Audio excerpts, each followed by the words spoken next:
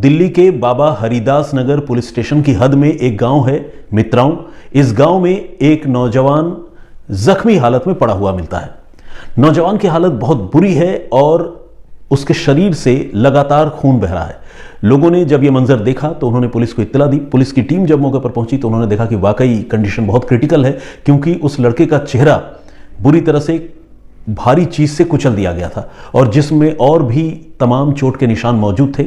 फौरन पुलिस ने उसकी जान बचाने के लिए उसे उठाया और पास के ही अस्पताल में उस लड़के को लेकर गए, मगर डॉक्टरों ने लड़के को ब्रॉड डेड करार दिया, यानी बताया कि अस्पताल लाए जाने से पहले ही इस लड़के की मौत हो चुकी है।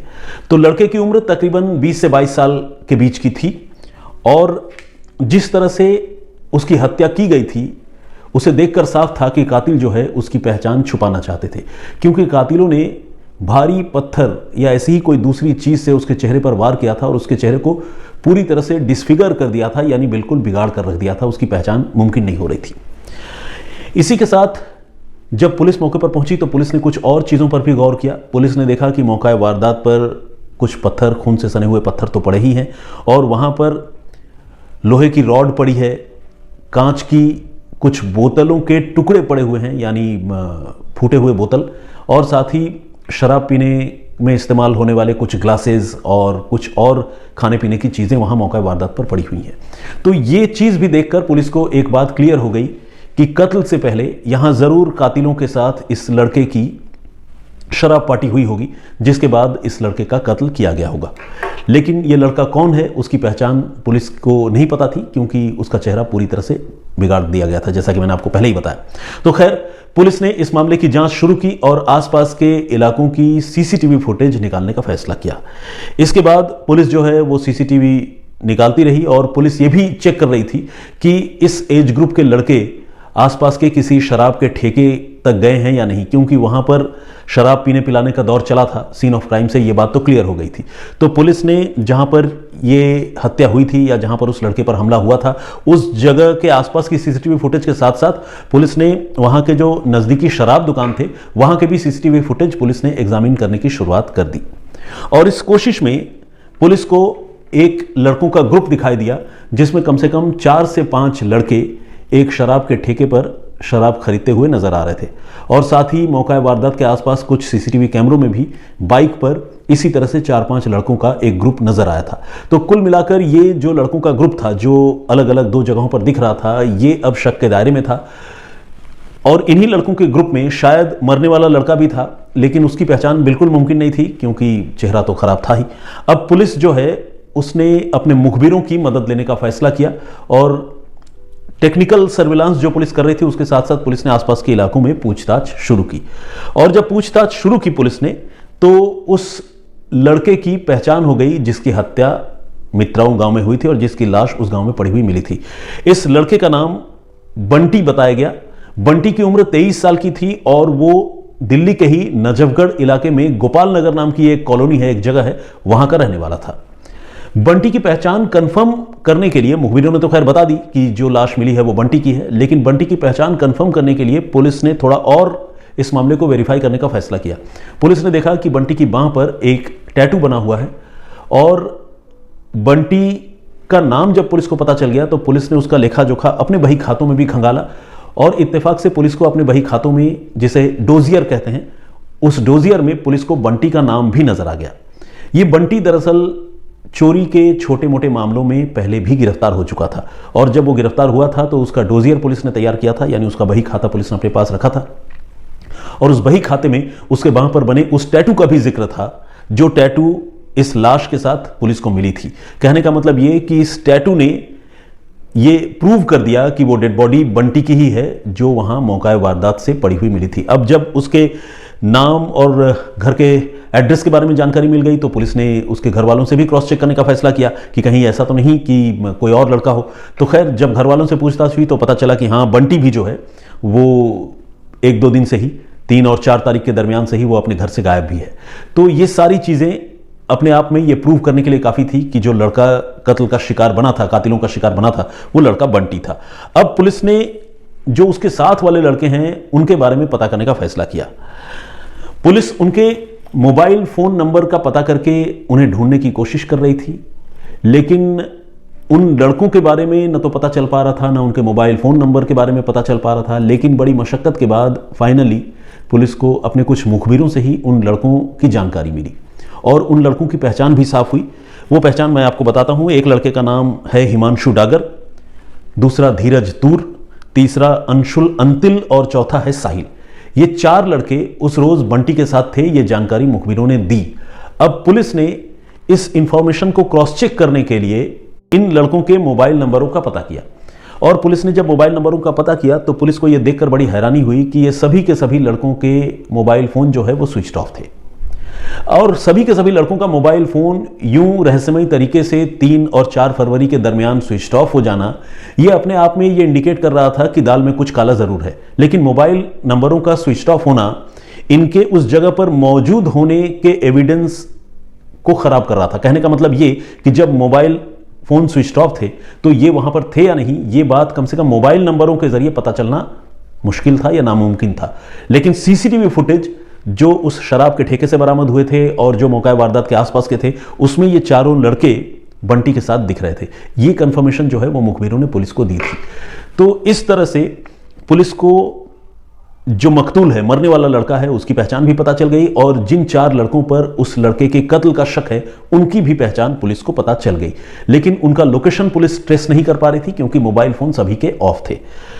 पुलिस ने बड़ी जद्दोजहद की, उनके घर का पता ढूंढा और जहां जहां उनके हाइड आउट्स हो सकते हैं उसके बारे में पता लगाया और इस तरह से पुलिस को यह जानकारी मिली कि ये लड़के जो है इस वारदात को अंजाम देने के बाद हरिद्वार की तरफ गए हैं। अब पुलिस की एक टीम, दिल्ली पुलिस की टीम हरिद्वार की तरफ रवाना हो गई।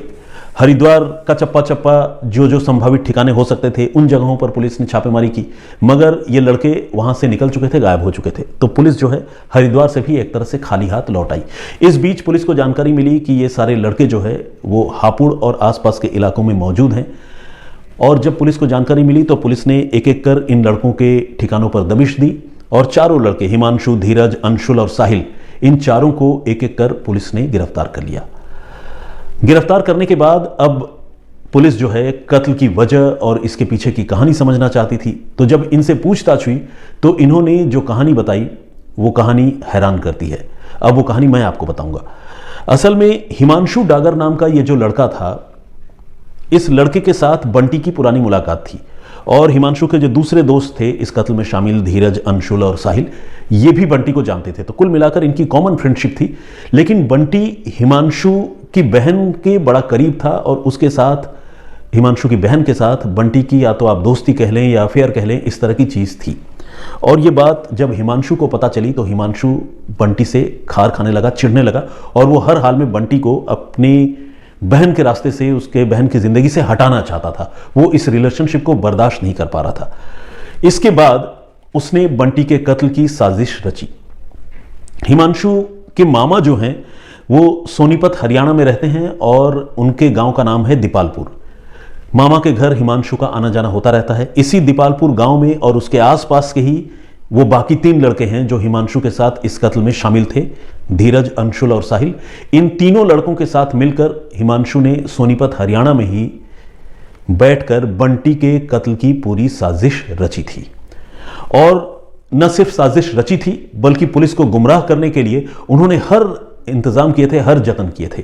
हिमांशु ने सबसे पहले इस मर्डर केस को अंजाम देने के लिए 2 फरवरी को, यानी कत्ल से 2 दिन पहले, अपना मोबाइल फोन 10,000 रुपए में किसी को बेच दिया था ताकि न रहेगा बांस और न बजेगी बांसुरी, यानी मोबाइल फोन ही बेच डालो। और जो सिम कार्ड था उस सिम कार्ड को डिस्ट्रॉय कर दिया था, बर्बाद कर दिया था। तो एक तरह से उसने अपने जो ट्रेल्स होते हैं, किसी भी अपराध को अंजाम देने के बाद जो उसके निशान बाकी रह जाते हैं, उन निशानों को मिटाने का हिमांशु ने पूरा इंतजाम कर लिया था।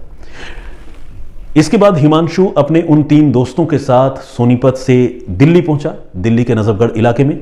और नजफगढ़ आकर उसने 3 तारीख को बंटी को और उसके भाई अमित को कई बार फोन किया, लेकिन 3 फरवरी को बंटी और अमित, ये दोनों भाई हैं, इन दोनों ने फोन नहीं उठाया क्योंकि रात देर हो गई थी, मतलब, और ये लोग सो गए थे, तो फोन इन्होंने नहीं उठाया।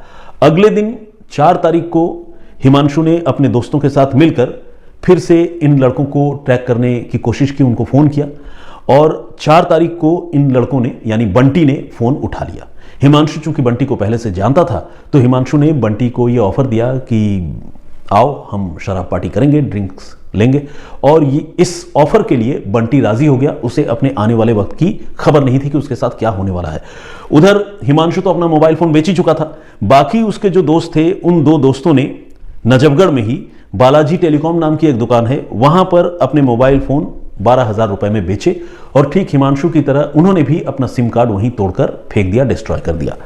इस तरह से एक एक कर कत्ल से पहले इन सभी के सभी लड़कों ने अपने मोबाइल फोन बेच दिए और सिम कार्ड तोड़कर फेंक दिए, जिससे उनकी लोकेशन ट्रैक ना हो सके और यह भी ना पता चल सके कि वो कत्ल के वक्त कहां थे, कत्ल के बाद कहां गए। तो एक तरह से वो अपने सारे निशान या सबूत जो है वो मिटाते जा रहे थे। इसके बाद उन्होंने, जैसा कि मैंने आपको बताया कि 4 फरवरी को बंटी को झांसे में लेने में वो कामयाब हो गए और बंटी को लेकर वो गांव मित्राऊ पहुंचे जो नजफगढ़ के पास ही है और पुलिस स्टेशन लगता है बाबा हरिदास नगर। मित्राऊ गांव में शाम के वक्त उन्होंने शराब पार्टी की और इसी शराब पार्टी के क्रम में, चूंकि प्लानिंग थी ही पहले से कत्ल करने की, वो लड़के बंटी से लड़ पड़े, बहस हो गई, बातचीत ज्यादा बढ़ गई और चूंकि ये प्री प्लान्ड मर्डर था, उन लड़कों ने मिलकर बंटी पर हमला कर दिया। पास में ही जो भारी ईंट पत्थर थे उससे कुचलकर उन्होंने अपने ही दोस्त बंटी की रात के अंधेरे में हत्या कर दी और उसको बुरी तरह से कुचला, चेहरा बिगाड़ दिया। जिस्म के दूसरे हिस्सों पर भी चोट के गंभीर निशान थे, मौजूद थे, लगे उसको चोट, और उसके बाद ये चारों लड़के वहां से फरार हो गए। इसके बाद तो चारों लड़के निकले वहां से और फिर वो अलग अलग जगहों पर भागते रहे और जैसा कि मैंने आपको बताया, इस घटना की कुछ ही देर बाद लोगों की नजर बंटी पर पड़ी थी। उसके जख्म भी तभी बिल्कुल हरे थे और खून बह रहा था, तो पुलिस भी वहां पर आई थी और उसके बाद पुलिस ने उसको हॉस्पिटल में भर्ती भी करवाया था, लेकिन डॉक्टरों ने उसे मुर्दा करार दिया, तो इलाज की कोई गुंजाइश वहां बची ही नहीं। पोस्टमार्टम से कॉज ऑफ डेथ वही सामने आया जिस तरह से उसकी हत्या की गई थी, पत्थरों से कुचलकर, भारी चीज से, और बाकी ये लड़के फरार हो गए थे। अब ये लड़के देखिए कैसे शातिर दिमाग थे और कैसी इनकी सोच थी।